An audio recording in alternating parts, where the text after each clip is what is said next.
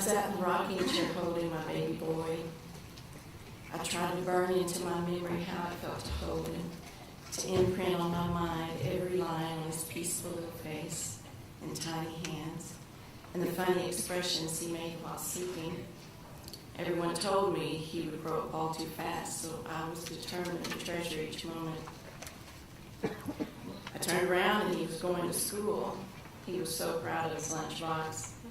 He laughed and ran and played and dug in dirt piles and took naps on the porch with the dogs. He broke both of his arms, falling off a horse when it jumped a creek.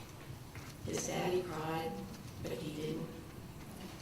My heart almost burst watching his grandfather teach him how to take up offering at the church.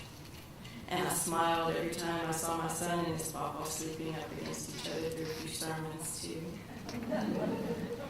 I blinked and my little boy was playing Little League baseball. Some of the other players gave him a not-so-nice nickname. I wanted so badly to jump in and protect him from any hurt. But I stepped back when I saw that he had proudly written his nickname on his baseball glove and went on about his business unperturbed. He severely broke one of his arms, falling off a horse again. His daddy cried, but he didn't. We spent the night in chairs beside his hospital bed. It's getting harder to remember what it felt like in that rocker. I climbed in the car one day, and several years passed by the time I climbed out. I could not wait for this child to get his driver's license and start shoving himself around. Oh yeah, I was supposed to dread that. He stopped riding horses, and the smile disappeared from his daddy's face. Relief appeared on his mama's. He started playing football, and his daddy started smiling again. I stopped to catch my breath, and he was in high school. Student council, one act play, football, science club, slow down, it's starting to blur. I looked down in my lap to see a graduation program. It's too soon. My head jerked up to see him giving his salutatory speech. And we talked about his grandparents. His daddy cried, and this time he did too. I watched his father hand him a diploma. It was supposed to slow down because I knew from the start that it would go all too fast. But knowing that fact didn't slow it down one bit. He'll be leaving soon, but I'll be ready. In August, we made the migratory trek to college with thousands of other molting parents attempting to shed their offspring. We grunted and groaned, 2 couches and half a ton of miscellania up to a second-story apartment, along with a wardrobe of T-shirts chronicling most every event in his teenage years.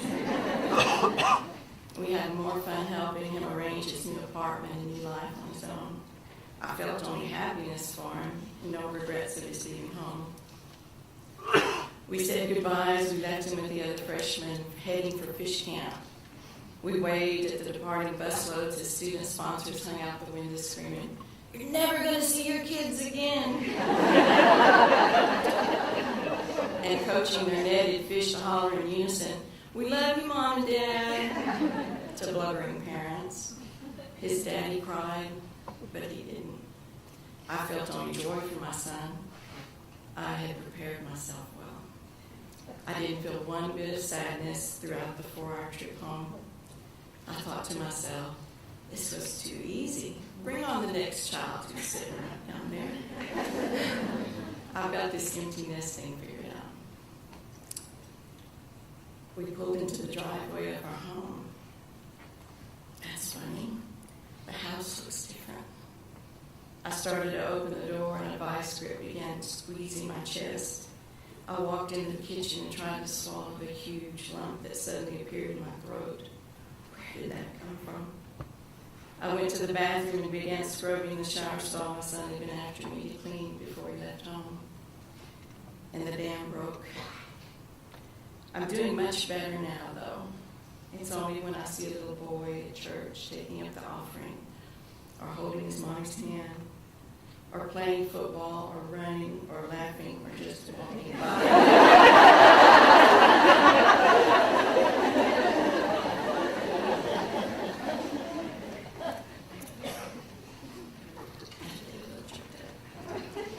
but a smile comes to